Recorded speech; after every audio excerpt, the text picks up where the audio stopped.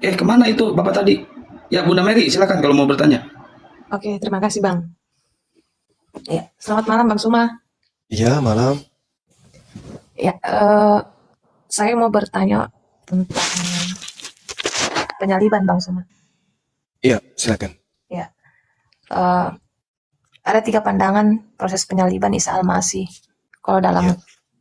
keyakinan saudara-saudara Yahudi, penyaliban Isa Al-Masih itu dilihat salah satu tindakan yang dilakukan karena Isa Al-Masih dilihat sebagai pembawa keonaran pada saat itu dalam konteksnya, karena mereka melihat bahwa Isa Al-Masih datang untuk memberitakan hal-hal yang menentang keagamaan orang-orang Yahudi pada saat itu, sehingga mereka berusaha untuk menyalibkan. Itu yang saya tahu. Terus kalau dalam keyakinan saudara-saudara Kristen, penyaliban Isa Al-Masih itu adalah bagian karya penyelamatan Allah, penebusan dosa. Dan kalau dalam keagamaan Muslim, mudah-mudahan saya tidak salah, penyaliban Isa Al-Masih itu adalah salah satu bentuk Allah mengasihi Isa sendiri, sehingga ada seorang yang diserupakan dengan Isa Al-Masih menggantikan Isa Al-Masih, sehingga belas kasih Allah itu hadir di dalam kehidupan Isa Al-Masih dan dia diangkat secara hidup-hidup. Jadi penyaliban yang terjadi itu dalam konsep Islam adalah orang yang diserupakan, kurang lebih seperti itu. Nah, pertanyaannya ialah, dari ketiga pandangan agama ini tentang penyaliban, Bang Suma, mereka memiliki ayat atau dalil yang menguatkan bahwa ajaran mereka itu benar. Contoh kecil misalnya dalam kekristenan ada ayat-ayat yang menceritakan tentang Yesus itu disalib di kitab Injil.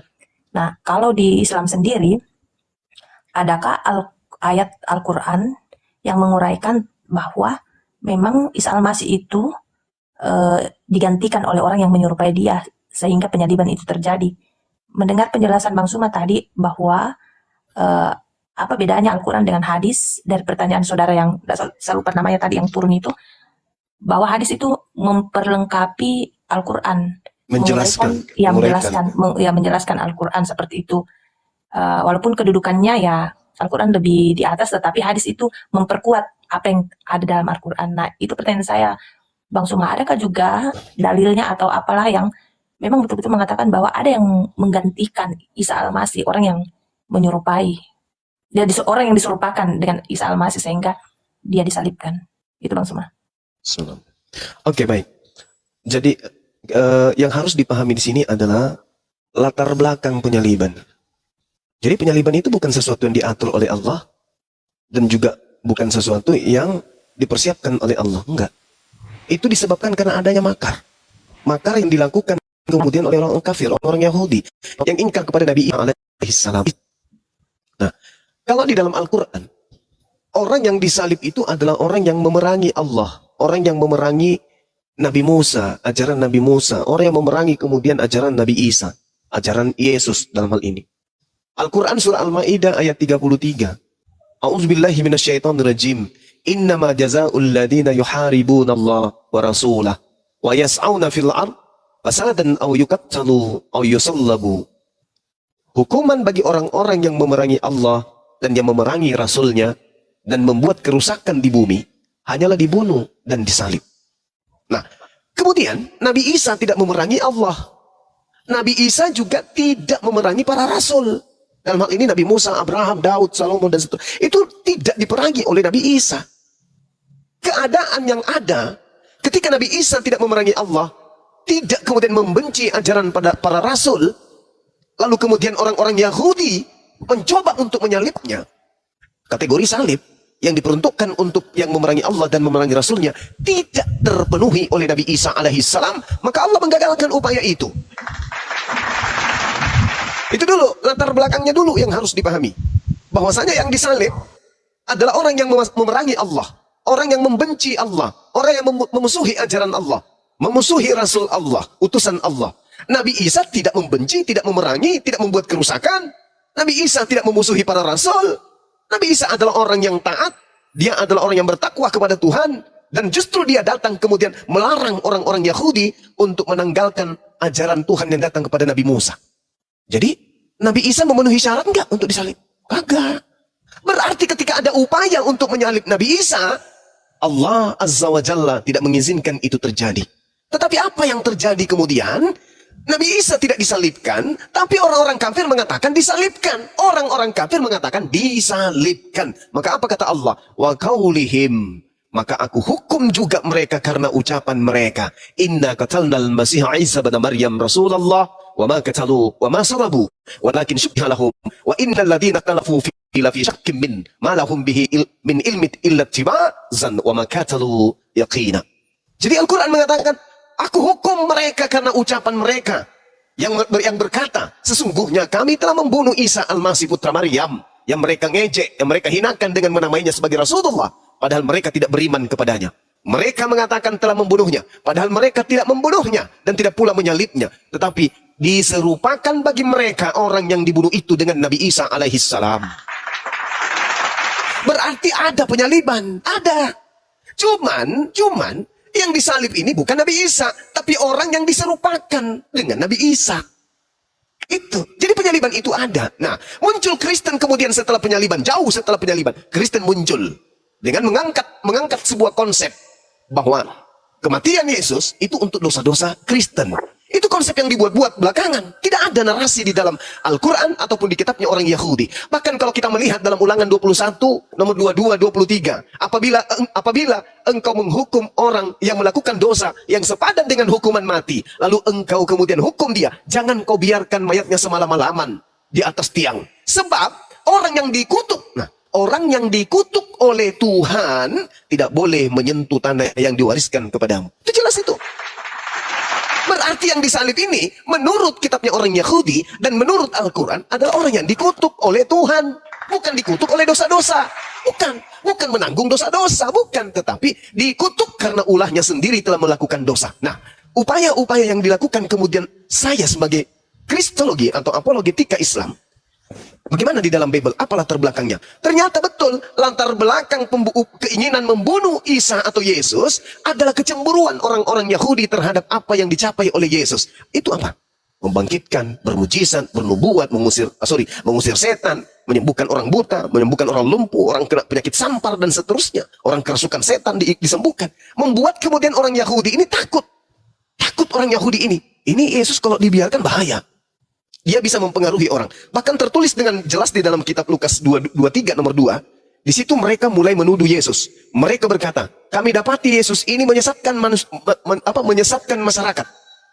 Yesus menghasut orang supaya jangan membayar pajak kepada kaisar. Sebab katanya ia adalah Kristus, seorang raja. Itu kata orang-orang Yahudi. Yesus menghasut orang lain untuk jangan membayar pajak. Nah, kalau sampai orang banyak terhasut untuk tidak membayar pajak, coba Anda baca di dalam Yohanes 11. Apa yang terjadi di sana? Orang Roma akan datang merampas tempat suci kita dan merampas bangsa kita. Kalau banyak orang menjadi pengikut Yesus. Nah, supaya itu tidak terjadi, apa yang harus kita lakukan? Kata imam kepala. Maka imam kepala kemudian bernubuat. Apa katanya? Tahun ini juga aku Kayapas bernubuat bahwa Yesus harus mati demi bangsa ini. Yesus harus mati demi bangsa Israel. Karena kalau Yesus tidak mati, orang Roma akan datang merampas tempat mereka dan merampas bangsa mereka. Itu yang terjadi, yang menjadi latar belakang penyaliban terhadap Yesus. Tak ada unsur dosa, tebus dosa, bla bla bla. Itu tak ada. Tak ada sama sekali. Itu nanti muncul di meja Kristen, di mimbar gereja baru muncul konsep doktrin seperti itu. Kalau di Islam, karena mereka membenci kepada Nabi Isa alaihissalam, mereka kemudian membuat makar. Perjanjian lama jelas, yang disalib adalah orang yang dikutuk. Di Al-Quran juga demikian. Orang yang dikutuk, orang yang dimurkai disebabkan karena mereka membenci Allah dan membenci utusan-utusan Allah. Itu jelas itu. Jadi kalau ada penyaliban, ada disalib. Betul. Ada yang disalib. Tetapi bukan Nabi Isa. Karena Nabi Isa tidak memenuhi syarat untuk disalib. Bahkan kalau Anda lihat di dalam Matius 26, Matius 27. Gubernur pada saat itu, Gubernur Pilatus mengatakan, saya tidak menemukan kesalahan sedikit pun terhadap Yesus. Mereka menyerahkan untuk disalibkan. Ngotot mereka karena dengki. Bukan karena dosa. Bukan karena ingin menebus dosa waris. Oh, dosa kami sudah dibuatkan akan dihapuskan oleh oknum yang bernama Yesus. Oh, kami ini ahli Taurat. Kami ini adalah orang Farisi. Kami orang terpelancar. Saya imam kepala loh. Di dalam kitab saya mengatakan orang ini harus mati demi dosa-dosa saya. Tapi tidak sama sekali. Matius 27:18 Pilatus berkata, mereka menyerahkan Yesus untuk disalibkan karena dengki. Bukan karena mau selamat dari dosa. Bukan karena ingin ditebus dari dosa waris. Tak ada. Itu hanya karangan-karangan gereja yang muncul belakangan. Saya kira begitu. Silakan. Oke, terima kasih Bang Suma. Sama-sama. Oke, pertanyaan berikutnya Bang Suma. Boleh? Sebelum saya turun. Boleh Bang Suma? Iya, silakan, silakan. Ya, banyak teman-teman Kristen mengatakan bahwa seorang nabi itu, ini menurut pendapat mereka, seorang nabi itu tidak datang dari bangsa Arab, tetapi datang dari salah satu keturunan anak-anak Yakub dari suku Yehuda, dan itu telah dinubuatkan, dan mereka mengamini bahwa Isa Al-Masih itu adalah nabi terakhir. Nah, itu bagaimana pendapatnya Bang Suma? Karena mereka mengatakan bahwa seorang nabi itu tidak akan datang dari bangsa Arab. Nah, mudah-mudahan saya tidak salah, Pak. Rasulullah itu kan dari keturunan Arab, Bang Suma. Iya. Jadi bagaimana Bang Suma Oke, baik. jika mendengar pendapat saudara-saudara yang Kristen? Iya. Jadi gini, jangankan orang Yahudi berkata demikian, saya pun mengatakan hal yang sama. Bahwa nabi yang diutus kepada Bani Israel itu adalah nabi yang berasal dari kaumnya sendiri. Dalam Ulangan 33 nomor 4, hukum Tuhan hanya berlaku kepada Bani Yakub. Mazmur 147, hukum-hukum Tuhan dan aturan-aturan Tuhan yang datang kepada Israel itu tidak diberikan kepada bangsa lain. Saya mendukung itu. Masalahnya, mau sampai kapanpun Yahudi, Kristen bersatu untuk menunjukkan ada satu nabi, atau ada satu Mesias, atau ada satu rasul yang muncul di tengah-tengah mereka yang diutus untuk seluruh dunia, untuk seluruh bangsa, itu tidak akan pernah kita temukan. Wahai saudaraku Yahudi, ya paman, kamu pengikut ajaran Nabi Ibrahim? Ya. Pengikut Nabi Isa? Ya. Yakub? Yes. Musa? Ya. Daud? Ya. Salomo? Ya. Yesaya? Ya. Samuel? Ya. Harun? Ya. Daniel? Ya. Ya. Pertanyaan saya, adakah di antara utusan-utusan Tuhan yang menerima firman itu diutus untuk seluruh manusia? Jawaban mereka apa? Tidak ada. Makanya, agama Yahudi itu hanya untuk agama Yahudi, golongan mereka. Bukan agama untuk disiarkan ke seluruh bangsa. Enggak. Bukan itu kemudian. Nah, begitu juga Yesus ketika dia datang. Aku diutus hanya kepada domba yang sesat dari umat Israel. Matius 15 nomor 24. Nah, iblis apakah akan duduk tenang? Oh, tidak. Iblis apakah tahu akan datang sosok Nabi sebagai Rasulullah wa khataman nabiyyin? Tahu iblis itu. Lalu iblis ini apakah tidak membuat pasukan, tidak membuat kerajaan, tidak membuat tahta di atas muka bumi ini untuk melawan sang Rasul penutup, sang Nabi penutup untuk melawannya? Oh pasti, iblisnya pasti membuat tahta yang sangat kuat untuk melawan akan datangnya sang penutup para nabi. Maka dibentuklah dinul Kristen. Sederhana untuk memahami itu. Ketika kita tanya, Kristen memiliki konsep 3 dalam 1, 1 dalam 3. Tuhan jadi manusia, manusia jadi Tuhan, dan seterusnya. Konsep ini apakah dihasilkan dari Nabi Yahudi? Tidak. Bahkan sekedar untuk berasal dari Yesus pun kagak. Yesus mengajarkan ibadah minggu? Tidak. Yesus mengajarkan beribadah dan mengibadahi dan mentuhankan dirinya? Tidak. Yesus mengajarkan makan babi? Tidak. Yesus mengajarkan merombah hukum Taurat? Tidak. Yesus mengajarkan merasulkan Paulus? Tidak. Yesus mengajarkan mengkitabkan perjanjian baru? Kagak. Yesus mengajarkan kemudian tidak disunat? Tidak. Lalu dari mana konsep-konsep kaidah kerangka keagamaan Kristen ini berasal? Dari sang dia yang ingin bertahta di atas muka bumi untuk mempersiapkan senjata-senjata pasukan-pasukan yang melawan dinul Islam. Kenapa demikian? Karena baginda Rasulullah Muhammad SAW sudah diterangkan di dalam kitabnya orang Yahudi, Kejadian 49 nomor 10. Tongkat kerajaan tidak akan beranjak dari Yehuda, ataupun lambang pemerintahan dari antara kakinya tidak akan berpindah sampai dia yang datang berhak atasnya, yang kepadanya akan takluk bangsa-bangsa. Siapa itu? Bagaimana mungkin Yahudi bisa menaklukkan bangsa lain, sedangkan ajaran Yahudi bukan diperuntukkan untuk bangsa lain? Yesaya 31 sampai 36. Aku akan mengadakan perjanjian baru dengan Bani Israel dan Bani Yehuda, yaitu aku akan memasukkan hukum Taurat ke dalam batin setiap Bani Israel. Mana seruannya kemudian kepada Bani Israel? Wahai Bani Israel, ajarlah seluruh dunia untuk mempertuhankanku, untuk melakukan hukum-hukumku dalam hukum Taurat. Ada? Tak ada. 2 hari sampai kiamat, sebelum kiamat itu tidak akan pernah ditemukan. Makanya Yahudi itu tidak pernah mensiarkan agama Yahudi. Kenapa? Karena mereka tidak bisa menaklukkan bangsa-bangsa. Tak ada perintah untuk menaklukkan bangsa-bangsa. Yesus pun demikian. Tak ada perintah Yesus untuk menaklukkan bangsa-bangsa. Stop, Bang Suma. Kamu bohong, kamu bullshit. Kenapa bisa, Paman? Kamu baca Bang Suma, Matius 28, nomor 18, nomor 19, nomor 20. Tunggu dulu. Tunggu dulu. Yang saya katakan tadi, iblis tidak akan tenang ketika sudah mengetahui tak lama lagi Nabi Muhammad diutus. Maka apa kata iblis? Aku harus membuat pasukan untuk melawan ajaran Nabi Muhammad yang akan datang sebentar lagi. Maka itu tadi pertanyaannya, adakah kemudian Yesus mengajarkan dirinya diutus untuk seluruh umat manusia? Tak ada. Lalu siapa yang mengatakan, kepadaku telah diberi kuasa, baik di langit maupun di bumi. Gila, jadi seluruh bangsa menjadi muridku. Itu siapa yang berkata demikian? Yesus? No. Itu bukan Yesus. Lalu siapa Bang Suma? Tanya Yesus. Yesus, apakah akan datang penyesat yang ngaku-ngaku namamu? Yang mengaku-ngaku itu adalah dirimu? Ya, di mana tertulis? Lukas 21 nomor 8. Apa kata Yesus? Waspadalah kepada iblis yang datang kepadamu dengan memakai nama Yesus dan berkata, akulah Yesus. Waktunya sudah dekat, jangan kau percaya. Matius 24 nomor 4 nomor 5. Waspadalah kepada penyesat yang datang kepadamu dengan memakai namaku dan berkata, akulah Yesus. Dia berkata, akulah Kristus. Dan dia akan menyesatkan banyak orang. Mana banyak orang yang disesatkan itu? Islam gak mungkin. Nabi Muhammad tidak pernah bertemu dengan oknum yang mengaku, akulah Yesus, wahai Nabi Muhammad. Pergilah ke seluruh bangsa, wahai Nabi Muhammad. Jadikanlah seluruh bangsa menjadi pengikutku, wahai Nabi Muhammad. Tidak pernah ada Kristus atau Yesus datang mengaku demikian kepada Nabi Muhammad. Sehingga kelompok Islam yang banyak ini tidak boleh dikategorikan sebagai orang banyak yang telah disesatkan. Gak boleh. Bagaimana dengan Kristen? Mohon maaf. Ada makhluk yang datang kepada Paulus. Akulah Yesus yang kau aniaya. Ada makhluk yang datang kepada Ananias. Pergilah, temukanlah Paulus. Dia akan menjadi orang pilihanku untuk memberitakan berita yang akan berikan kepadanya. Lalu dia datang pula kepada penulis di kitab di Pulau Wahyu, di Pulau Patmos di kitab Wahyu. Akulah Yesus, keturunan Daud, tunas Daud, sang bintang timur, gilang gemilang. Pergilah, jadikanlah seluruh bangsa menjadi pengikutku. Akulah Alfa dan Omega. Pertanyaan saya, kalau di Nabi Muhammad tidak ada sosok yang datang mengaku Yesus, sayangnya di Paulus dan penulis-penulis Bible ada sosok datang mengaku menjadi Yesus. Dan orang banyak yang disesatkan itu kebetulan sekali komunitasnya bernama Kristen. Saya mau menolak ini, tapi tidak bisa. Kenapa? Bible yang menyatakan. Bible yang mengatakan. Saya tidak ingin mengatakan bahwa iblis datang mengaku Yesus itu ada pada saudara saya Kristen. Saya tidak ingin mengatakan itu. Tetapi Al-Quran saya menceritakan tentang tipikal orang-orang kafir. Pas dengan keadaan hari ini. Dan lagi-lagi Bible pun menerangkan ciri-ciri daripada Yesus palsu itu terpenuhi oleh dia yang telah mendirikan agama Kristen. Dan iblis ingin supaya manusia itu tidak punya aturan sama sekali.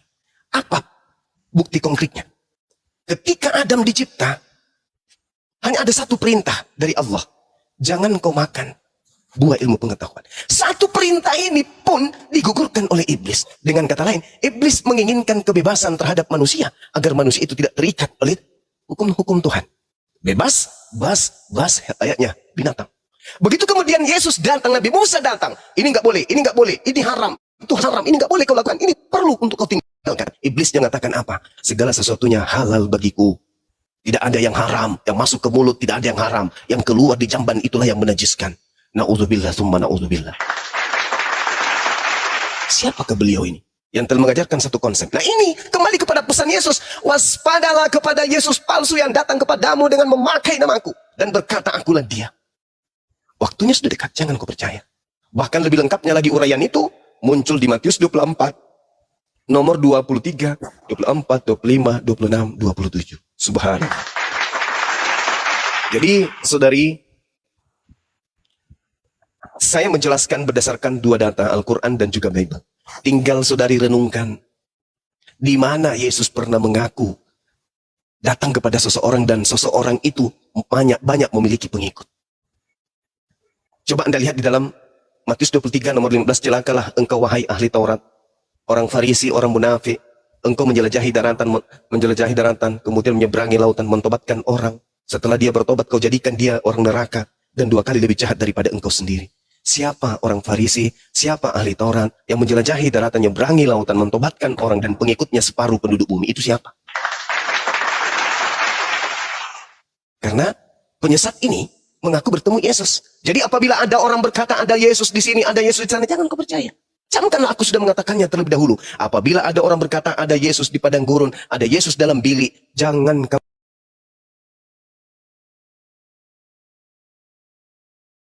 kelak kedatanganku sebagai anak manusia di akhir zaman. Jadi ketika orang Yahudi menemukan Paulus mengaku bernama Yesus di padang gurun, orang Yahudi tidak percaya. Ketika Paulus menulis surat kemudian bertemu Yesus dalam bilik penjara, orang Yahudi tidak percaya. Yang percaya orang Barat, orang Roma, orang Yunani. Kenapa mereka percaya? Karena sejatinya mereka memang adalah penyembah dewa-dewa. Begitu ada ajaran dari Paulus, mereka langsung terima. Dan resmi kemudian menjadi agama kekerajaan. Setelah itu bergeser ke kerajaan Belanda. Belanda, Portugis masuk ke Nusantara ini mengajarkan ajaran yang bersumber dari Barat, bukan dari Timur Tengah. Maka menjadi Kristen lah saudara-saudara. Maka menjadi Katolik lah saudara-saudaraku. Ini yang terjadi hari ini. Maka endingnya kemudian, Matius 7 nomor 2223. Pada hari terakhir nanti, banyak orang memanggil aku, berseru kepadaku, Tuhan Yesus, Tuhan Yesus. Bukankah kami telah bernubuat pakai namamu, mengusir setan pakai namamu, bermujizat pakai namamu juga?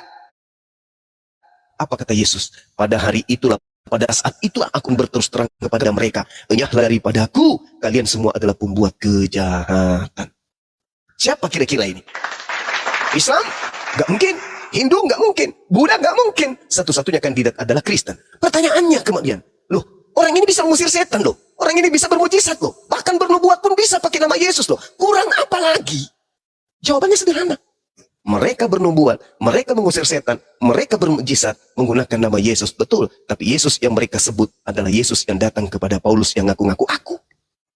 Sedangkan aku, penginjilanku, sudah kutamatkan. Dan itu terurai dalam Yohanes 17 ayat 8. Segala firman yang engkau berikan telah aku sampaikan kepada mereka. Dan mereka telah menerimanya. Dan mereka tahu benar dan percaya bahwa engkau lah yang telah mengutus aku. Nah, segala firman berarti tak ada lagi Roma, tak ada lagi Galatia, tak ada lagi Filipi, tak ada lagi Efesus, tak ada lagi Timotius, tak ada. Kenapa? Karena segala-galanya telah aku sampaikan sebelum aku terangkat ke langit. Berarti Matius 28 itu gak ada. Karena Matius 28 itu tertulis setelah adanya orang yang keluar dari kubur ngaku-ngaku Yesus. Sedangkan orang yang keluar dari kubur pada hari ketiga, Yesus sudah memberikan simbol tanda untuk angkatan jahat. Di Matius 12 nomor 38 sampai 40. Angkatan jahat ini minta satu tanda. Dan tidak akan diberikan satu tanda. Kecuali tanda Yunus. Yaitu 3 hari 3 malam dalam perut bumi. Berarti hari ketiga keluar dari perut bumi. Itu tanda siapa? Itu tanda untuk angkatan jahat. Baca Lukas 24 nomor 9 sampai nomor 11 sampai nomor 12. Murid-murid pilihan Yesus tidak percaya kebangkitan pada hari ketiga. Baca di situ. Yang percaya kebangkitan hari ketiga hanya angkatan jahat. Dan angkatan jahatlah yang kemudian percaya ada orang keluar dari kubur lalu menjadi Tuhan. Itulah Kristen. Saya kira begitu, mohon maaf kepanjangan. Tapi pertanyaan ini sangat luar biasa ketika kemudian tidak ada nabi yang diutus di luar bangsa Israel. Memang nggak ada. Yang spesial dari bangsa luar, spesial untuk Israel nggak ada. Tapi bangsa Israel tidak bisa dijadikan sebagai satu pondasi kuat untuk seluruh umat manusia. Nggak bisa. Nggak bisa. Maka ajaran nabi yang datang kepada Bani Israel, Yeremia 31, nomor 31 sampai 36, itu hanya untuk Bani Israel saja. Lalu kita bagaimana? Oh, kita harus jadi Yesus. Oh, nggak bisa. Kita harus jadi Kristen. Nggak bisa dong. Yang datang kepada mereka yang Kristen ini bukan Yesus. Dia adalah makhluk lain yang Yesus sudah katakan waspada. Berarti harus kembali kepada Kejadian 49 nomor 10. Tongkat kerajaan tidak akan beranjak dari Yehuda, ataupun lambang pemerintahan tidak akan bergerak dari kakinya. Sampai dia di sini tidak diketahui siapa dia. Tetapi ciri-cirinya adalah mampu menaklukkan bangsa-bangsa. Apa itu? Ajarannya bisa dipakai untuk mengatur seluruh bangsa yang di atas muka bumi ini. Sedangkan Kristen, itu bukan ajaran Yesus. Demikian. Oke, terima kasih Bang Suma. Menarik tadi ya ini dari nubuatan para nabi Bang Suma. Bang Suma katakan tadi bahwa Bang Suma sepakat kalau memang tidak ada nabi yang datang di luar bangsa Israel untuk Bani Israel sendiri. Nah, lalu bagaimana dengan kedudukan Rasulullah Bang Suma? Apakah memang ada dalilnya dalam Al-Quran bahwa memang Rasulullah itu diutus untuk ke semua bangsa-bangsa? Karena ada juga yang mengatakan kalau memang ini pendapat teman-teman Kristen, dia katakan bahwa kalau memang Isa Al-Masih itu hanya untuk Bani Israel. Lalu Nabi Muhammad juga itu mungkin hanya untuk bangsa Arab. Mengapa harus dipaksakan untuk diterima oleh semua bangsa-bangsa? Adakah dalilnya juga Bang Suma bahwa memang Rasulullah itu diutus untuk semua bangsa? Oke, baik. Al-Quran surah An-Nahl ayat 44. Allah subhanahu wa ta'ala kemudian menyatakan dengan sangat jelas. Bil bayyinati waz zubur wa anzalna ilaika dzikr litubayyana lin-nasi. Aku utus Al-Quran kepada Nabi Muhammad, kepadamu wahai Nabiku Muhammad, agar engkau menjelaskan kepada seluruh umat manusia apa yang harus mereka kerjakan. Jadi kalau di umat Islam itu ibadah, sholat, puasa, zakat, apapun amalannya, itu semua adalah amalan yang diperintahkan di dalam Al-Quran untuk dilaksanakan oleh seluruh umat manusia. Al-Quran surah Al-Ma'idah ayat 15. Ya ahlal kitab, wahai Yahudi, Nasrani. Qad ja'akum rasuluna yubayyinu lakum katsiran mimma kuntum tukhfuna minal kitab wa ya'funa an katsir. Wahai ahli kitab, orang Yahudi, orang Nasrani, sungguh Rasulku telah datang kepadamu, menjelaskan kepadamu banyak hal dari isi kitab yang kalian sembunyikan. Dan banyak pula dari isi kitab yang kalian sembunyikan dibiarkan untuk tidak dijelaskannya. Sungguh telah datang kepadamu cahaya dari Allah, yaitu dinul Islam, dan kitab yang menjelaskan, yaitu Al-Quranul Karim. Yahdi bihillah manittaba ridwanahu subulas salam.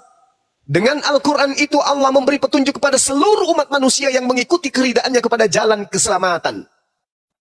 Ilan nur biizni wa yahdihim ila siratin mustaqim. Dan dengan Al-Quran itu pula Allah mengeluarkan orang itu dari gelap gulita kepada cahaya dengan izinnya dan menunjukkannya kepada jalan yang lurus. Itu dalil. Allah Subhanahu wa taala mengutus Nabi Muhammad untuk apa? Rahmatan lil alamin, untuk berkasih sayang kepada alam semesta. Alam semesta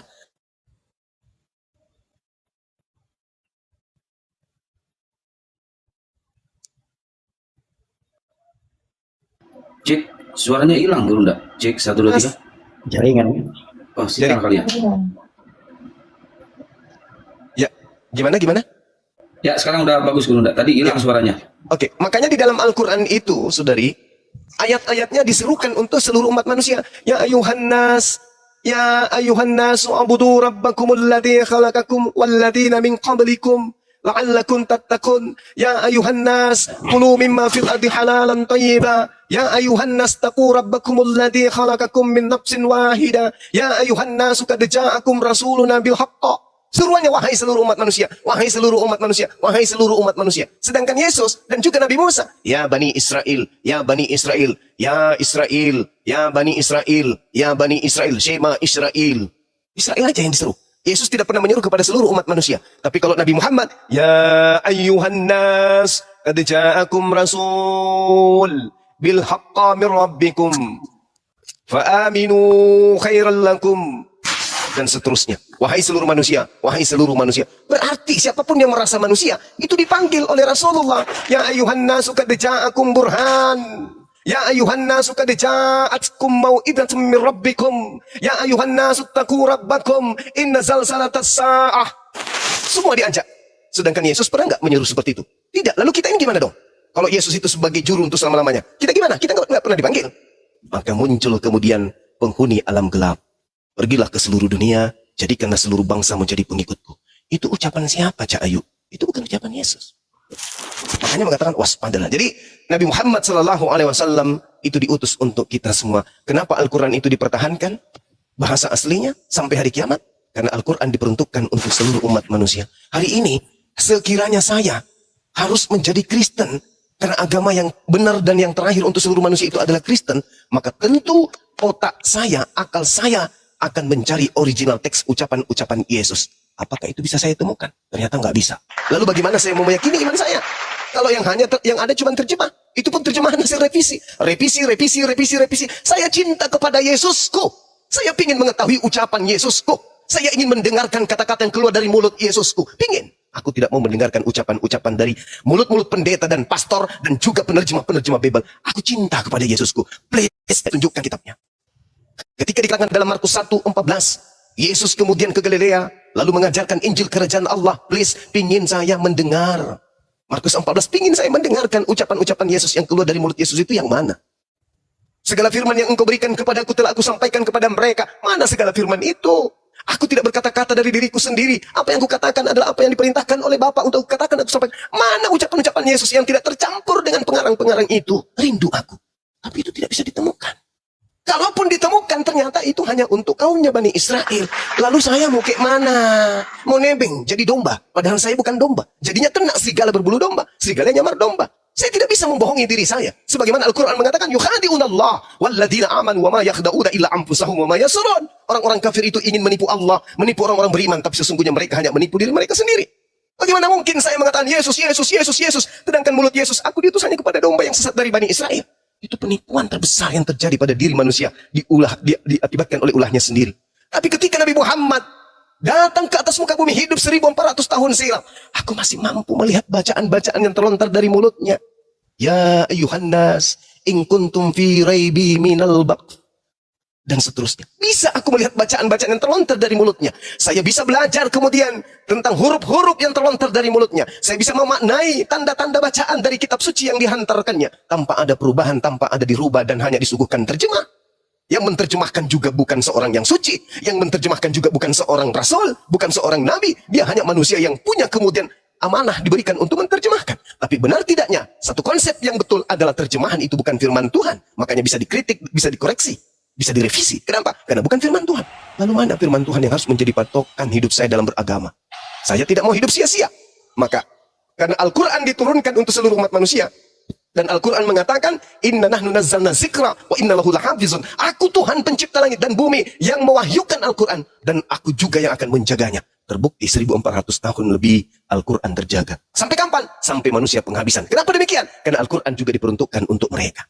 Sampai hari ini juga Al-Quran diperuntukkan untuk saudara saya Mary. Al-Quran diperuntukkan untuk saudara Mary, untuk saudara semuanya yang ada, termasuk saudara-saudara yang ada di gereja. Sebenarnya Al-Quran adalah kitab kalian. Kenapa kalian disebut kafir? Karena kalian menutup diri terhadap kitab kalian, yaitu Al-Quran. Karena kalian menutup diri terhadap Nabi kalian, yaitu Nabi Muhammad. Karena kalian menutup diri kepada Tuhan yang menciptakan kalian. Tuhan kalian, yaitu Allah Subhanahu wa Ta'ala, Sang Pencipta yang Maha Suci lagi Maha Tinggi. Ini yang terjadi. Nah, sehingga ketika Anda bertanya, apakah Nabi Muhammad itu diutus? Ya, beliau Nabi kita. Tapi Anda tolak. Yesus juga Nabi kita, yang dikhususkan untuk saudara Bani Israel. Nabi Musa juga Nabi kita, tapi yang dikhususkan untuk kaumnya Bani Israel. Nabi kita yang diutus untuk kita semua adalah baginda Rasulullah Muhammad Sallallahu Alaihi Wasallam. Itu jawaban saya. Silakan. Oke Bang, terima kasih Bang. Sama-sama. Silakan teman-teman yang lain, saya cukup dulu berikan kesempatan kepada teman-teman yang lain yang mau bertanya. Izin dulu mungkin Guru, saya nambahin sedikit ya. Silakan. Bunda Mary jangan turun dulu ya. Jadi begini, kenapa saya pernah katakan bahwa Al-Quran itu sejalan dengan ilmu pengetahuan yang positif ya, apapun itu. Salah satu sejalannya Al-Quran itu dengan ilmu pengetahuan Yahudi ya.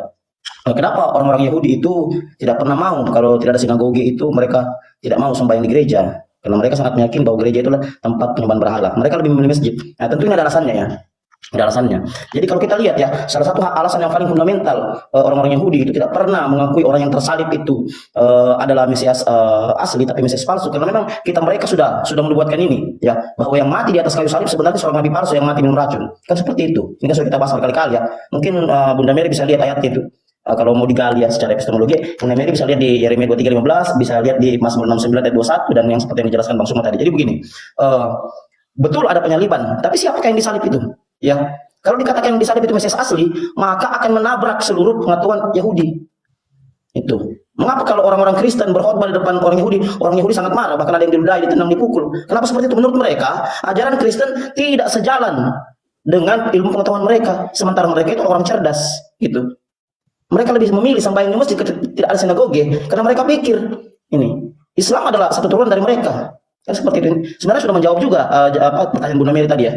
Kenapa ada Rasulullah itu diturunkan padahal bukan dari bangsa Arab.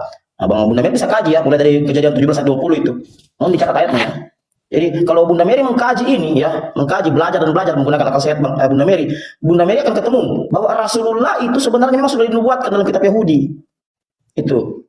Awalnya itu dari Kejadian 17:20, turun lagi sampai Matius 21:43 itu. Kan begitu. Bahkan Yesus sendiri sebenarnya sudah menubuatkan tentang Rasulullah, tentang Islam itu sendiri.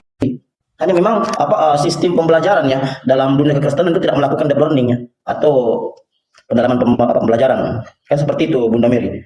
Iya, Jadi dari keturunan Abraham, Hagar. iya betul sekali. Jadi Rasulullah itu memang sudah dinubuatkan, itu sudah ada dalam kitab Yahudi. Makanya mereka memilih sembahyang di masjid itu. Kalau mereka tidak meyakini Islam, tidak mungkin mereka memilih sembahyang di masjid, Bunda Mary. Mereka sangat mengharamkan sembahyang di gereja karena mereka tahu bahwa apa yang terjadi dalam gereja itu adalah penyembahan berhala yang kami tidak perlu ikuti. Itu. Walaupun kitab kami pun diambil oleh orang-orang Kristen. Jadi Bunda Mary pelajari baik-baik ayat yang tadi ya, yang saya sebutkan tadi, mulai dari Yeremia 23:15, Mazmur 69 ayat 21, silakan ya. Jadi yang jelas penyaliban ada. Tapi siapa yang disalib? Ya tentu menurut ilmu pengetahuan Yahudi, yang disalib itu orang ya, orang yang berdosa, orang yang terkutuk, ya, dan bukan Mesias asli, yang pasti Mesias palsu. Dan kalau baca lagi Yohanes 19 itu ayat yang keberapa? Ayat 26 ke 28. Ya, bahwa Yesus itu mati bukan karena kakinya dipaku, bukan karena kakinya tangannya dipaku, tapi mati karena minum racun. Setelah dia minum anggur asam itu, maka dia katakan sudah selesai.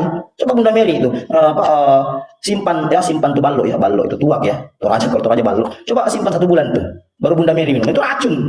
Itu. Sementara Mazmur 69 ayat 21 sudah menjelaskan bahwa orang nabi palsu itu orang yang mati minum anggur asam, mati minum racun. Ini salah satu dasar Yahudi, Bunda Mary. Kan begitu. Nah, kenapa banyak mualaf? Ya tentu karena dia menggunakan rasionalismenya ya, menggunakan akal sehat itu. Kan seperti itu. Saya jelaskan tadi bahwa di ajaran Kristen itu Tuhan diturunkan serendah mungkin. Bukan lagi binatang, tapi menjadi anak binatang. Kalau kita belajar. Pertanyaan ini dilancarkan kepada rohaniawan di kekristenan, Bang. Jawabannya cuma satu, yaitu jangan melampaui apa yang tertulis. Kayak bingung gitu. Kalau bertanya dan mau mengkaji sesuai akal kita, karena pasti jawabannya itu, jangan melampaui apa yang tertulis. Lalu dialihkan kita kepada berbagai orang yang percaya tidak melihat. Iya, sekarang begini, sandaran kita ini manusia ya. Itu kan filosofi manusia itu manusia itu didesain untuk menentukan pilihan yang benar, ya itu filosofi manusia, bukan pilihan salah. Kan begitu. Nah, kalau Bunda mempelajari mulai dari sisi ini saja, ya, Bunda akan sadar ya bahwa kognisi Bunda itu sendiri, kegiatan berpikir Bunda itu sudah melahirkan sesuatu yang memang tidak sejalan justru dengan ucapan Isa sendiri. Kan begitu. Mana pernah Isa mengajar bahwa dia Tuhan? Mana pernah Isa mengajar bahwa dia itu adalah penebus dosa? Tidak pernah. Tuh. Bible yang dikanonikan tanpa dikonfirmasi kepada Paulus, Yesus saja itu tidak ada di situ. Apalagi Injil-Injil yang langsung bersinggungan ya, yang sudah dibumi hanguskan oleh Romawi. Mulai dari Injil Maria, Thomas, ya, Yakobus, Injil kebenaran, Injil Yesus Kristus dan yang lain. Ya, di Bible kanonik saja yang sudah diatur oleh Roma itu tidak menjelaskan itu. Apalagi yang belum diatur Roma itu. Jadi memang proses mental ya teman-teman Kristen ini sudah dipengaruhi doktrin dan dogma, bukan lagi akal sehat itu. Doktrin dari bapak-bapak gereja yang diajarkan secara turun-temurun, bukan melalui studi rasional itu. Kan begitu. Kalau kita melakukan studi rasional tentang ini, otomatis kita akan tahu apa sih ini. Ya, kan begitu. Apa sih ini Bible? Ajaran apa ini Bible? Ya, apalagi di sini ada Unirifa ya. Ya bisa ditanya ya, mungkin dari sisi ontologi, epistemologi, aksiologi. Ya, dari sisi ontologi saja ya. Yang seperti di komal-komal ini Bible ya, umat Kristen itu sudah menjadi musuhnya ini Bible. Bukan lagi sebenarnya panduan, tapi musuhnya sendiri. Mengingat terlalu banyak kontradiksi dalam Bible. Belum kalau kita naik setingkat ya. Mengingat tonggak ilmu pengetahuan itu ada 3 disebutkan tadi itu, ontologi, epistemologi, aksiologi. Ketika di ontologi ini tidak selesai, Bunda belajar epistemologi. Ya, akan lebih hancur lagi di sini budaya Kristen ketika kita mengkaji secara epistemologi sumber pengetahuan itu dari mana. Kan begitu. Kalau udah puas lagi naik lagi aksiologi. Bagaimana itu pengetahuan? Layakkah itu dipakai? Nah, ternyata lebih parah lagi, lebih hancur lagi ketika kita mengkaji secara aksiologi. Nanti Bunda Mel tanya mirip aja ya. Jadi ketika kita mempelajari Bible, itu landasan berpikir dari doktrin dan dogma selesai. Yang kita dapat bukan kebenaran, Bunda Mary. Yang kita dapat itu satu pembodohan yang mempengaruhi proses kognisi kita atau kognitif kita, ya, kegiatan berpikir kita. Itu. Seperti itu Bunda Mary. Jadi saya sarankan Bunda Mary untuk rajin-rajin baca Bible-nya dan cari tahu apakah ada nubuatan Mesias asli dalam kitab Yahudi itu yang tergantung di kayu salib. Itu saja. Yang sudah jelas ya di Yeremia tadi ya, dikatakan bahwa Mesias palsu itu tidak datang dari bangsa Arab, justru datang dari Yerusalem, dari seputar Israel. Itu tidak ada hubungannya dengan, apalagi dengan Rasulullah ya, terlalu jauh jaraknya. Yang ada hubungannya dengan nabi-nabi palsu yang hampir sejaman dengan Isa Yesus. Itu. Jadi kehancuran ajaran Kristen ini ya memang dari situ, dari asimilasi paksa Romawi kepada Kristen. Itu kan jelas sejarahnya, saya sudah terangkan berkali-kali. Nah, kalau Bunda Mary belajar ini, Bunda Mary akan tahu bahwa agama yang saya anti ini sebenarnya dari mana.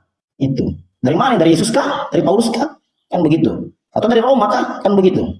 Yang penting kita mau belajar. Ya, satu hal yang perlu Bunda Mary lakukan sekarang, rajin-rajin baca Bible-nya, rajin-rajin lakukan riset, meneliti, menggunakan perbandingan-perbandingan mungkin dari referensi buku apa saja. Itu. Jangan hanya tinggal di rumah Bible Anda jadi berhala. Itu berhala dunia ya. Dibaca, direnungkan setiap ayat ya, setiap ayat-ayat ya. Itu supaya Bunda Mary mengerti. Kan begitu. Nah, jadi begitu. Mungkin sedikit dari saya. Mungkin silakan lanjut yang lain. Silakan. Ya, Bunda Mary silakan bertanya lagi. Mungkin ada yang masih ingin ditanyakan, silakan. Cukup Bang. Terima kasih. Atau mau bertanya tentang Islam? Cukup dulu Bang. Berikan kesempatan dengan yang lain. Baik. Ini Bang Has sama Bang Winsam, Muslim apa Kristen? Bang Has, Winsam, Muslim apa Kristen? Bang Has, dibuka mute-nya Bang.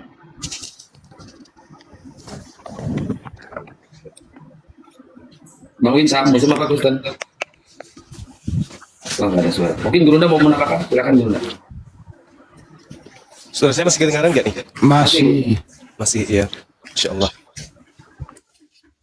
Jadi pada prinsipnya kemudian, kehidupan kita di akhir zaman sekarang ini menghantarkan kita pada keadaan yang penuh dengan kasih dan rahmat Allah. Baik itu kepada yang Islam maupun mereka yang menuju kepada Islam. Kenapa? Orang dulu belajar itu masih terbatas. Terbatas ruang ya dalam memahami tentang konsep keagamaan. Yang mereka tahu, saya Kristen, saya di gereja.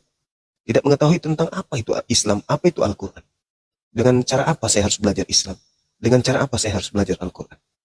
Nah, dengan adanya keadaan sekarang, saudara Kristen bisa dengan mudah belajar Islam. Memperbandingkan kemudian. Kenapa demikian? Ya karena kita orang dewasa, kita orang berpikir. Kita manusia diberi kehendak bebas oleh Allah. Jangan sampai nanti kita ditanya, kenapa kamu tidak masuk Islam? Padahal ada Islam hadir pada masa itu. Dan kamu diberi kuasa, kebebasan untuk memilih. Kenapa tidak menggunakan akal? Sedangkan setelah menerima keadaan di mana Islam itu memang selaras dengan akal sehat. Dan apa yang diyakini ini, sekarang ini tidak selaras dengan akal sehat. Itu adalah sinyal dari Tuhan pencipta langit dan bumi, menyapa kita untuk supaya menemukan jalan kebenaran itu. Nah, oleh karena itulah kemudian, ya adalah suatu kebahagiaan orang-orang yang hidup di zaman sekarang, ada internet, yang bisa di mana orang bisa belajar tentang Islam, belajar tentang Nabi Muhammad, belajar tentang Al-Quran. Manfaatkan kondisi itu untuk mempertebal kepercayaan yang kita anut. Atau ketika kita menganut sebuah agama dan justru kemudian kita tidak menemukan kebenaran itu di situ, tanggalkan. Untuk apa kita beragama kalau agama itu tidak sesuai dengan akal sehat? Untuk apa kita mengkitabkan sebuah kitab kalau isinya itu tidak selaras dengan akal? Untuk apa kita menyembah kepada satu sembahan di mana sembahan itu tidak memenuhi kriteria sebagai pencipta langit dan bumi? Nah, untuk itulah kemudian berbahagialah saudara-saudara yang hidup di zaman sekarang. Begitu juga sebaliknya. Orang yang hidup di zaman sekarang serba canggih, serba bisa dipelajari dengan mudah, tetapi tidak memanfaatkan kemudian keadaan ini, maka itulah orang yang paling zalim.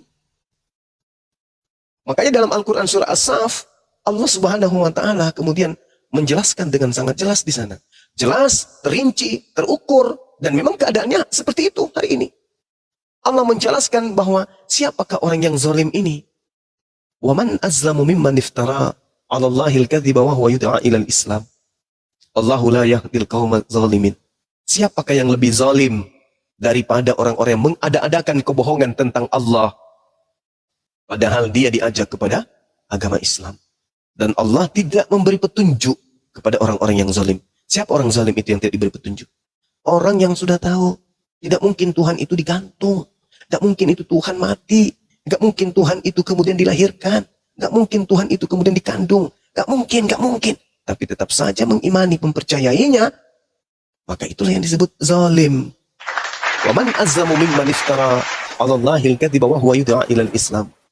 Subhanallah, Bampe, syukran. Itu orang zalim itu. Orang yang sudah paham, orang yang sudah mengerti, cerdas, pintar, bahkan dosen, bahkan pengajar. Tetapi apa yang terlontar dari mulutnya itu tidak selaras dengan otaknya, tidak selaras dengan hatinya. Tetapi tetap aja berada pada posisi itu. Maka ketika Islam datang kepadanya dan kemudian dia menolak Islam, maka dia adalah pendusta yang paling besar. Termasuk dalam golongan orang-orang yang zalim yang akan kekal di dalam api neraka. Saya seyakin-yakinnya saya tentang Islam. Ketika datang Kristen mengajarkan tentang ketuhanan Yesus dan itu masuk akal, saya akan mempelajarinya. Sedangkan tidak masuk akal aja saya masih menggali dan mencari. Dan semakin saya menggali, semakin saya mencari, semakin saya menemukan ini tidak rasional. Ini irasional, ini bertentangan dengan akal. Sedangkan isi Bible itu sendiri mengajarkan kasihi Tuhan dengan akal. Bagaimana mau dikasihi Tuhan ini dengan akal? Kalau sudah tidak masuk akal. Kasihilah Yesus dengan akalmu. Kalau Yesus itu Tuhan, kasihilah Yesus dengan akal budimu. Gimana mau diakali Yesus ini dengan menjadikannya Tuhan sementara dia nyata manusia? Nggak bisa, nggak nyambung. Oleh karena itulah kemudian ya, mari dudukkan perkara iman akal pada pewahyuan yang dari langit. Jangan jangan tulisan-tulisan yang bukan berdasarkan atas pewahyuan. Saya kira begitu, karena saya sudah mulai nguap. Silakan teman-teman yang lain. Ada Yohanes di bawah. Ya, ini ada Yohanes sama Oliver. Selamat malam, bro. Buka mute-nya. Ada yang mau bertanya, silakan. Bertanya aja dulu kan. Malam bang. Ya, Ya saya mau bertanya. ya silakan. Menurut Udah izinnya Islam kan dikecilin agama biar Islam nggak itu, kena ini. menurut Islam kan agama Kristen itu agama yang menyimpang, agama sesat. Betul. Ya. Menurut Sebelum datangnya agama Islam.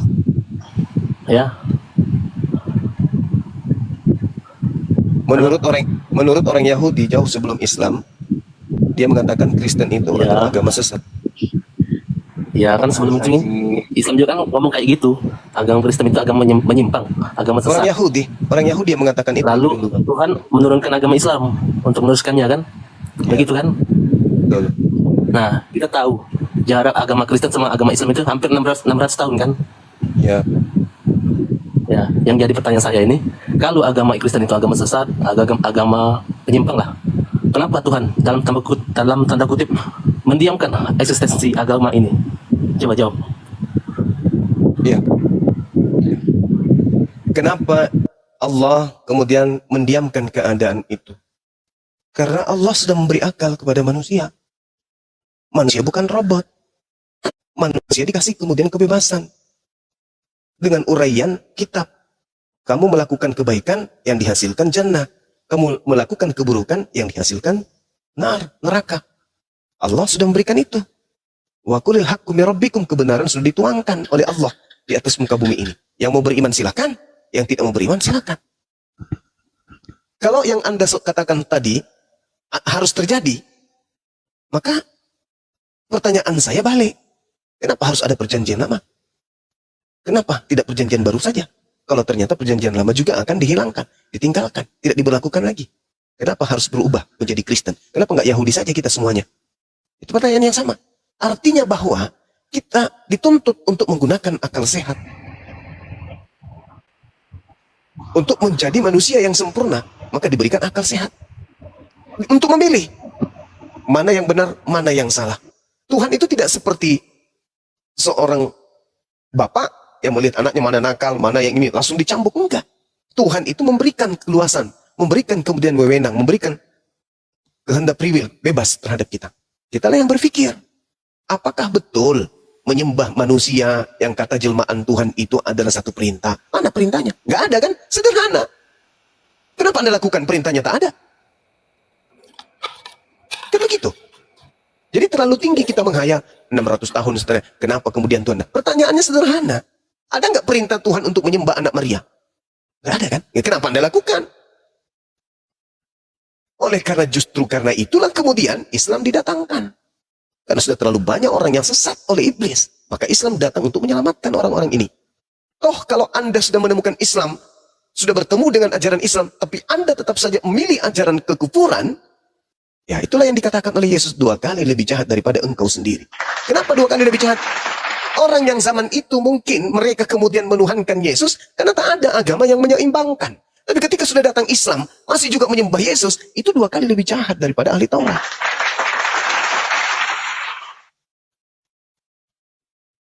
Gitu saudara. Ada lagi? Ya, Yohanesnya tadi kena report dia, nggak di kick, nggak diturunkan, dia kena report. Ini ada Escobar sama Oliver, silakan Oliver, mau bertanya silakan. Dibuka mute-nya bro. Ya, Oliver, Escobar silakan. Atau mungkin Bunda Mary mau bertanya lagi silakan. Izin dulu Bang, saya nambahin sedikit, saya bagi ilmu pengetahuan dulu. Izin ya, boleh ya? Oke, jadi begini. Tadi ditanya kenapa Islam itu datang, ya nanti di abad ke-7 ya. Saya pernah mengkaji ya, saya melakukan riset ya dari berbagai buku ya. The questionnya seperti ini. Kenapa Rasulullah itu lahir di abad ke-6? Kan begitu. Kenapa dia tidak lahir di 89? Kan begitu. Jadi saya pernah melakukan riset masalah ini. Saya mulai dari kultur budaya ya. Nah, kultur budaya Roma itu pada saat itu selaku otoritas penjajah yang memegang penuh beberapa wilayah ya. Di zamannya itu dia mulai dari abad ke-1, 2, 3, 4 itu Roma sangat sangat berpengaruh besar pada saat itu. Nah, jadi Roma itu punya kultur budaya selalu membangun atau menciptakan dewa-dewa baru dari orang-orang yang terkenal di zamannya. Muncul Yesus, muncul Paulus, lalu mereka mendewakan itu. Nah, saya pernah mengkaji ini. Rasulullah itu diturunkan untuk untuk meluruskan, membenarkan ya, bahkan menggenapi kitab-kitab sebelumnya. Seandainya saja Rasulullah turun di abad ke-4, bukan di abad ke-6, selesai. Rasulullah pun akan dianggap dewa, akan dijadikan dewa oleh Romawi. Tapi sebenarnya kajiannya agak dalam ya. Tidak bisa terlalu, kalau saya bahas juga terlalu panjang. Jadi hanya sebegini. Kenapa Rasulullah turun di abad ke-6, bukan di abad ke-4, abad ke-3?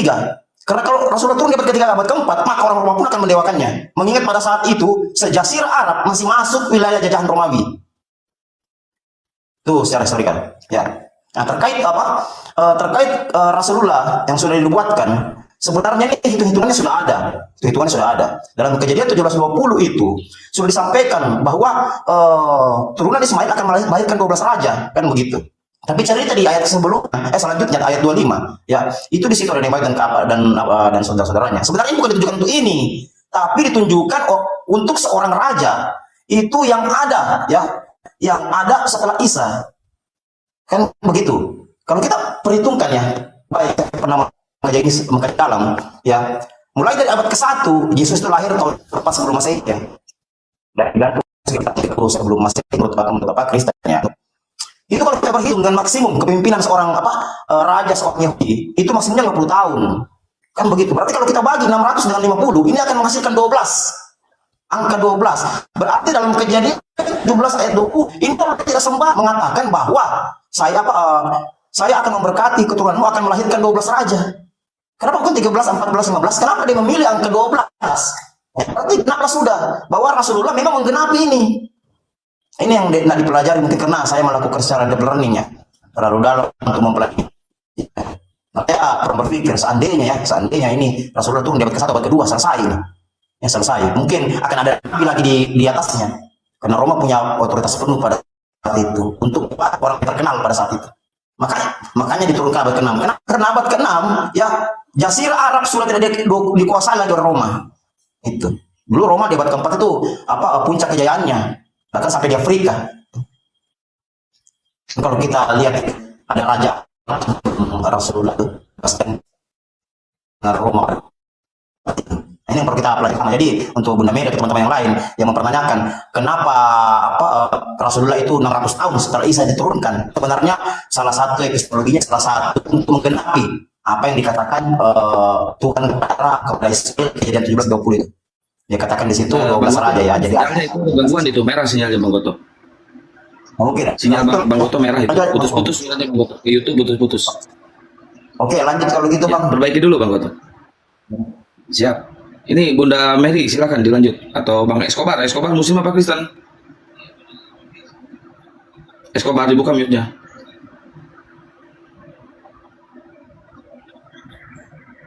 Ya buat teman-teman di tab layar ya, tembusin 1M ya tab layarnya biar komalnya kuat. Buat teman-teman Kristen silakan kalau ada yang mau diskusi naik. Bang Escobar dibuka mute-nya Bang. Zuma, kau mengedak. Rupanya Zuma. Orang kayak gini dinaikin teman-teman. Nah, Rifa, jangan aborsi anak kita, Rifa, sayang. Rifa. Kok yang kayak gini dinaikin sih? Itu habis mabuk, habis beli balok kan. Yang pakai akal aja kasih naik bos, karena kalau yang begitu percuma aja bikin naik kayak kesel.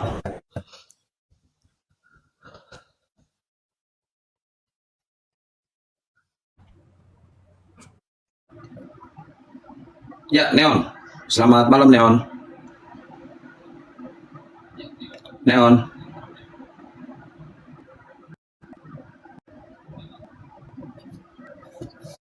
Aduh, terjeda lagi. Ganda, selamat malam Ganda.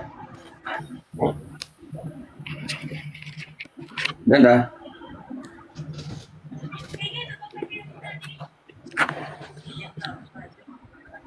Ganda, selamat malam.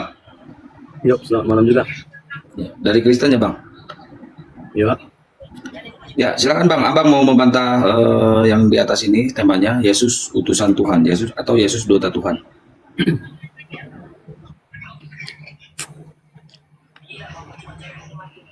Silakan Bang. Atau Abang mau ditanya? jangan simpel aja bang. Jangan simpel-simpel aja. Ya ini simpel Bang. Benar nggak Yesus itu adalah utusan Tuhan? Bukan ke situ bang pertanyaanku. Oh, Abang mau bertanya? Yuk. Oh, baik. Silakan.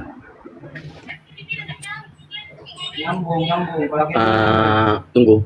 Belajar dulu sebentar.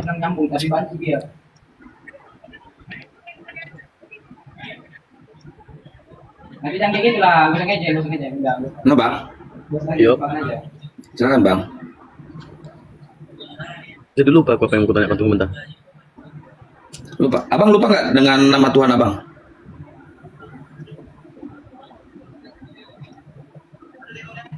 Bang.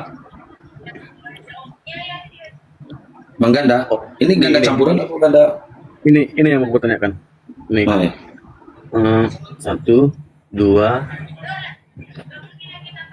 3. Bang Hos. Iya Bang. Halo Bang Zuma. Bang Zuma mana? Iya Bang. Oke Bang Zuma. Yang mau aku pertanyakan, agama Kristen, ajarannya menyamping ya kan Bang? Iya Bang. Pertanyaannya, apa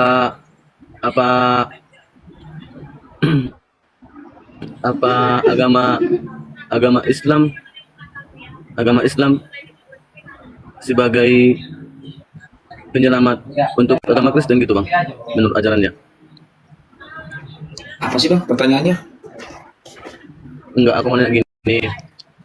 Kalau abang kan membela agama sendiri kan. Jadi ajarannya kami orang abang bilang ajaran agamanya menyamping. Jadi dalam agama orang abang sebagai agama orang abang yang sebagai penyelamat untuk orang Kristen gitu. Bukan penyelamat untuk agama Kristen Bang. Justru Islam ini ingin menyelamatkan kalian dari kemusyrikan Bang. Ingin menyelamatkan kalian. Ingin kalian itu tidak tersesat. Makanya di sini Bang Juma dan semuanya ingin meluruskan kalian, ingin membawa kalian ke kebenaran.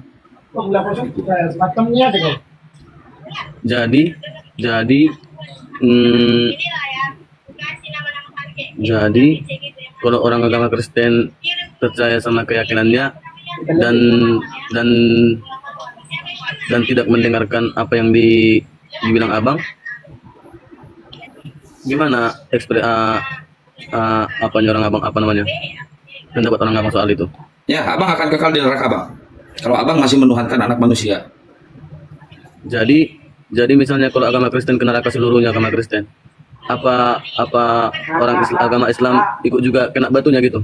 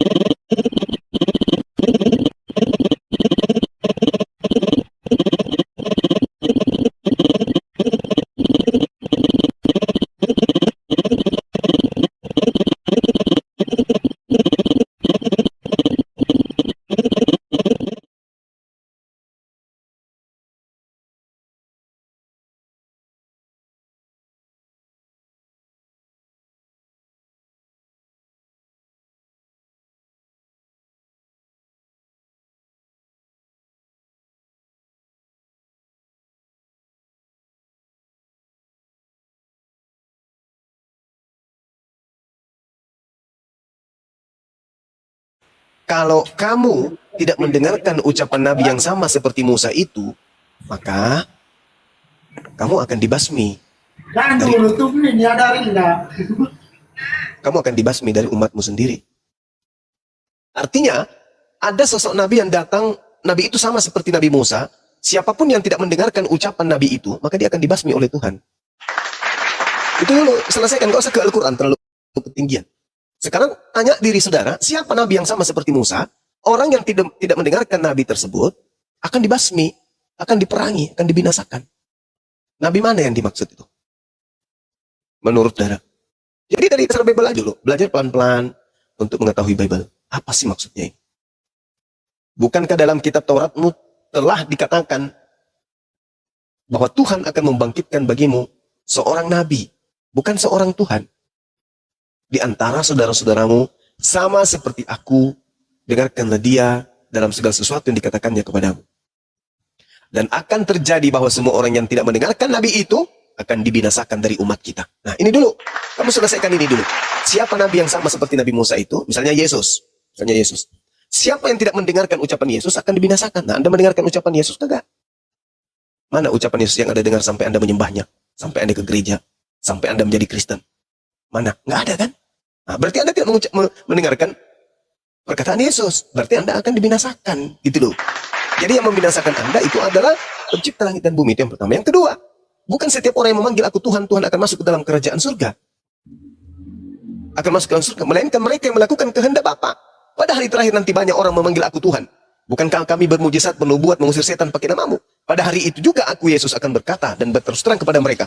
Lenyahlah daripadaku, kalian semua adalah pembuat kejahatan. Syukran Bang P. Nah itu Anda harus selesaikan itu dulu. Ternyata menurut Bible, Kristen itu akan masuk ke dalam neraka. Lalu apa hubungannya? Apakah umat Islam itu akan berduka? Apakah umat